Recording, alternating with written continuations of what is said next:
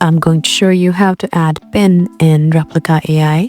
So it's really easy. So let's get right into it. Just go ahead and open your Replika AI app. Find it right over here. Just go ahead and tap there. And now you can see multiple options in the corner of the screen. Just look at the top right corner where you can see a gear icon.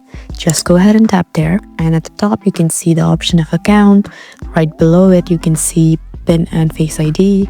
Just go ahead and tap on pin and face ID since we're trying to add a pin. Once you tap here, you can see the option of pin right here. Just toggle this button on and create a pin. Confirm it. And there you go. You can also choose to add a face ID and change some of the pin settings like require pin immediately or after 5 minutes or after 10 minutes.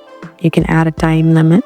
You can also tap to change pin by tapping here, and there you go. That's how you add a pin in Replika AI. I hope this video was helpful for you. Please leave us a like and drop us a comment down below, and we'll see you again in our next video. Thank you for watching.